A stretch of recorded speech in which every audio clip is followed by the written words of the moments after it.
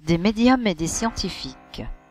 En ce petit exposé, nous vous proposons de lever le voile sur une partie de l'histoire du spiritisme.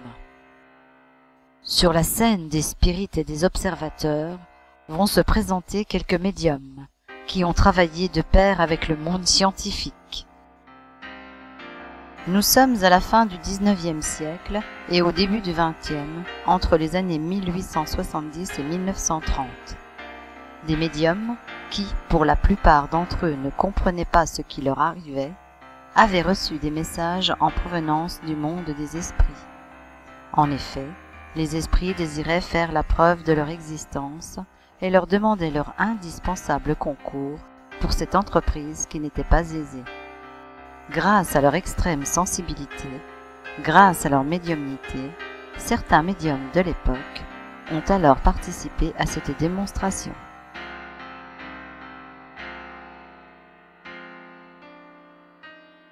Naturellement, une question nous vient à l'esprit. Comment les messages demandant aux médiums leur participation leur sont-ils parvenus? Voilà qui sous-entend une véritable communication entre le monde des esprits et celui des hommes. Cette possible communication commence à prendre ses contours en 1848, en Amérique, et plus précisément en la ville de Hydesville, où deux jeunes adolescentes, Kate et Margaret Fox, sont interpellées par des bruits réguliers entendus en leur chambre. Ce phénomène se reproduit chaque soir. Aussi eurent-elles l'idée de poser des questions, établissant un contact par coup frappé, dont le nombre était associé à une lettre. Hi, hey, hem, hi, ham. Et c'est ainsi qu'elles obtiennent rapidement d'étonnantes réponses à leurs questions. C'est le début de la typologie, autrement dit, de la communication au moyen de coups frappés. Rapidement, les deux jeunes sœurs sont confrontées à la curiosité, mais aussi à l'intérêt d'un public de plus en plus nombreux, et, malgré la raillerie et l'opposition de certains, 2 années plus tard, l'Amérique compte plusieurs milliers d'adeptes. Cette foule de personnes se presse autour de tables dites tables tournantes et, notamment, pour avoir des nouvelles de leurs proches décédés. Les médiumnités se multiplient et certains de ces médiums vont traverser l'Atlantique pour témoigner de cette nouvelle. Pendant ce temps, en France, un homme appelé Hippolyte Léon Denisard Rivail, qui s'illustre par son vif intérêt pour l'innovation du système d'éducation, va fréquenter ces réunions et, progressivement, se rendre compte qu'il se passe vraiment quelque chose d'extraordinaire et que le sujet mérite d'être étudié. Observateur méticuleux et assidu, il va devenir, sous le pseudonyme d'Allan Kardec, le codificateur du spiritisme, écrivant de nombreux ouvrages et notamment le livre des esprits. En de nombreux endroits du monde, en France comme en Allemagne, en Angleterre, en Italie, en Pologne, en Russie, aux États-Unis, de nombreuses personnes se retrouvent donc en séance. Les moyens de communication se développent. Les coups frappés sont progressivement remplacés par une planchette qui se dirige vers des lettres, afin de former un message, sous l'impulsion de la main du médium, posée sur cette même planchette. Puis, c'est le crayon qui sera directement utilisé, produisant les mêmes effets. Autour de certaines tables, il est alors remarqué que certaines présences, autrement dit certains médiums, permettent des manifestations d'ordre physique, telles les déplacements d'objets, les apparitions fantomatiques ou les matérialisations. Ces médiums sont appelés médiums à effet physique. Il arrive parfois que, par l'intermédiaire de ces sujets, des esprits se matérialisent en partie ou en totalité, ce qui, dans le langage scientifique, va prendre le nom d'ectoplasme. C'est le professeur Charles Richet, médecin et prix Nobel de physiologie, qui inventa ce terme pour décrire ces apparitions particulières. Le mot ectoplasme, employé pour la première fois en 1895, fera son apparition dans les dictionnaires en 1922. Les médiums, indispensables à ces expériences, remplissent alors leur double rôle, celui de répondre à l'invitation formulée par les esprits, comme nous l'avons précisé précédemment, et celui de donner aux audacieux observateurs et scientifiques de cette époque les preuves incontestables de la survivance de l'âme et de sa possible manifestation au monde des vivants. C'est ainsi que le monde des esprits pénètre les laboratoires du monde scientifique.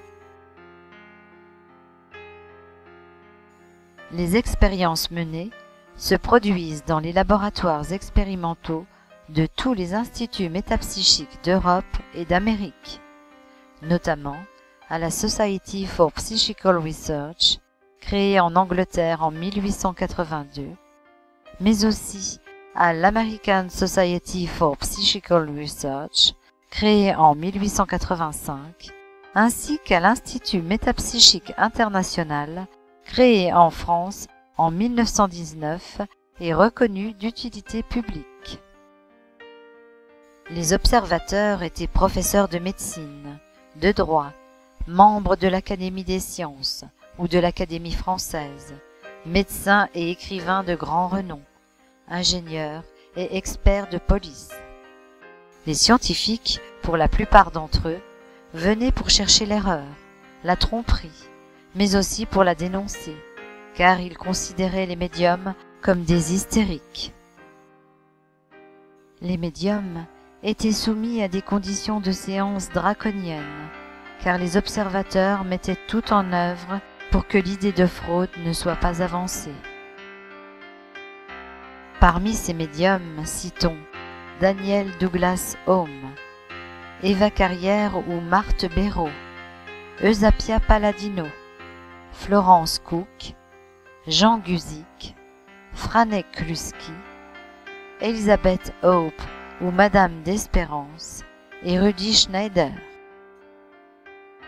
Et c'est ainsi que, par exemple, le médium polonais Franek Kluski avait les mains tenues fermement par deux contrôleurs qui se tenaient proches de lui, au point où chaque mouvement, qu'il soit du genou ou des jambes, ne pouvait passer inaperçu. Eva Carrière, médium française, subissait avant chaque séance un examen physique des plus complets. Nez, gorge, oreilles, bouche, cheveux étaient vérifiés minutieusement par les médecins présents à la séance. Souvent, un contrôle gynécologique et rectal était exigé. Déshabillée, elle était ensuite revêtue d'un caleçon noir, d'une seule pièce à la taille et d'un grand sarrau noir. Ce sarrau était cousu au caleçon par un fil blanc. Le bas des manches était fermé au poignet. Avant d'entrer dans la salle d'expérimentation, le médium polonais Jean Guzik était également déshabillé, puis revêtu d'un pyjama sans poche. Pendant la séance, ses mains étaient tenues par les contrôleurs et attachées à un ruban scellé, ses jambes immobilisées. Les expérimentateurs étaient eux-mêmes attachés par les poignets avec des chaînettes cadenassées. La salle où se déroulaient les expériences était vérifiée avant chaque séance, afin que personne ne puisse ni entrer ni sortir. Les portes et les fenêtres étaient rigoureusement fermées et les pièces visitées à fond. Parfois même de la farine était répandue sur le sol pour capter d'éventuels déplacements. Un autre moyen de vérification des phénomènes produits fut employé. Il s'agit du procédé de la paraffine, mis au point par un géologue anglais du nom de William Danton. En voici le fonctionnement. Un baquet d'eau chaude est placé près du médium. De la paraffine y a été versée, flottant par-dessus. L'esprit qui se manifeste va plonger la partie de son corps qu'il désire rendre visible. Ce peut être une main, un visage ou un pied. Il se forme presque instantanément un moule exactement appliqué sur cette partie anatomique. Ce moule durcit rapidement à l'air ou au contact de l'eau froide contenue dans un baquet voisin. Puis, la partie organique en jeu, qui n'est autre qu'un esprit, se dématérialise et abandonne le moule ainsi formé aux expérimentateurs. Il suffit ensuite d'y couler du plâtre, puis de se débarrasser de la paraffine en plongeant le tout dans de l'eau bouillante. Il reste alors un plâtre produisant tous les détails de la partie matérialisée. Des moulages ont ainsi été obtenus, comprenant des mains entrelacées, un avant-pied, une main repliée, une main d'enfant, les doigts repliés et l'index tendu. Des scientifiques les examinèrent et y trouvèrent toutes les caractéristiques des membres humains. Forme parfaite, rides, plis, sillons de la peau, ongles, marques des saillies osseuses, des tendons, parfois des vénules du dos de la main. Des experts, non impliqués dans ces expériences et au courant de rien, furent sollicités pour étudier les gants de paraffine. Les indices de contraction musculaire active et le froissement de la peau leur permirent d'affirmer que les moules avaient été obtenus à partir de mains vivantes. Par contre, dans un témoignage, ils expliquèrent ne pas comprendre comment ces moulages avaient été obtenus. En effet, la position des doigts entrecroisés de mains jointes ou le pouce en crochet n'expliquait pas comment une main vivante avait pu se retirer de ces moules sans les briser ou les déformer. Seule une dématérialisation du membre peut expliquer le fait de disposer d'un gant vide. Les médecins qui étudièrent ces moulages attestèrent qu'il s'agissait bien de mains d'adultes, mais réduites d'un quart environ. On peut trouver une partie de ces moulages à l'Institut métapsychique international de Paris. Ils sont rangés dans des coffres au sous-sol et sont peu visibles par le public. Tous les tests et les contrôles menés durant ces séances attestèrent de l'authenticité des phénomènes produits. Des savants convaincus au nombre de 34 signèrent en 1923 un document qui fut appelé le Manifeste des 34, document néanmoins réfuté ultérieurement, nié par une commission de la Sorbonne. Pourtant, ils affirmaient leur croyance en d'authentiques phénomènes paranormaux et écrivirent ceci. Nous affirmons notre conviction que les phénomènes obtenus ne sont explicables ni par des illusions ou hallucinations individuelles ou collectives, ni par une supercherie quelconque. À l'issue de ces affirmations, ces savants furent, pour la plupart, dénigrés par leur corporation. Bien que reconnus pour leurs recherches scientifiques, pour leurs écrits, leurs découvertes ou pour leur esprit d'analyse, ils furent raillés. Certains démissionnèrent, d'autres résistèrent, mais le combat était disproportionné, tant l'acharnement était sans relâche.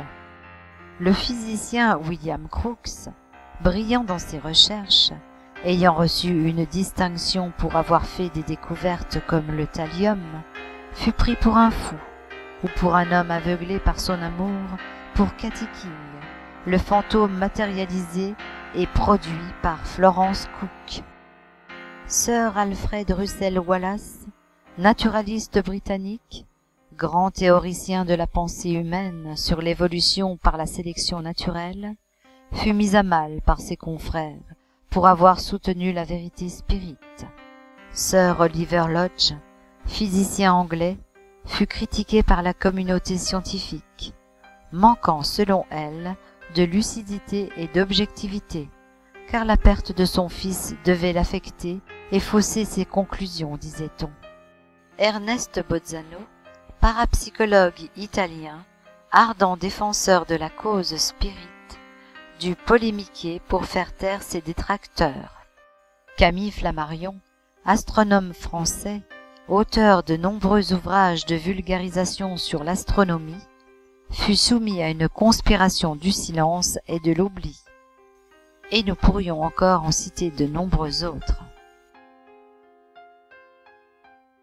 Alors, il est pour tous ces détracteurs une contradiction évidente à reconnaître, d'une part la valeur scientifique et intellectuelle de ces témoins de l'au-delà, et d'autre part à affirmer leur ignorance ou leur déraison. Au-delà des preuves visuelles et tangibles que sont les moulages, existent les écrits de ces savants. Qu'ils soient sous forme de rapports ou de témoignages, ils furent fort nombreux et riches d'informations. Minutieusement rédigés, ils nous font part de tous les détails des séances vécues et ne sont rapportés que lorsqu'ils ont fait l'objet d'une étude approfondie. Pendant près de 80 ans, des hommes, des médiums et des esprits, animés d'un désir commun, ont œuvré pour démontrer la survivance de l'âme. Ils se sont engagés pour donner les preuves scientifiques de l'existence de l'esprit. Aujourd'hui, la pensée matérialiste a occulté la valeur des défenseurs de la cause spirit d'antan. Le monde scientifique ne s'intéresse plus à ce genre de phénomène. Il s'est tourné vers d'autres études. Les esprits, quant à eux, continuent de se communiquer à nous. Leurs messages sont d'ordre intellectuel et les informations données sont matière à réflexion, à l'action et à l'analyse. Ils portent sur l'évolution de l'humanité dans tous les domaines, y compris dans le domaine scientifique. Oui, la mort se manifeste à nous, spirit du cercle Allan Kardec, depuis 40 années, grâce à nos médiums, qui ont reçu une multitude de messages et continuent de le faire. À quand des scientifiques sincères dans leur démarche d'apprendre, de découvrir ce qui est au-delà de la matière, non pas pour refaire les mêmes expériences, mais pour continuer d'explorer la mort qui ne cesse d'interpeller le monde des vivants.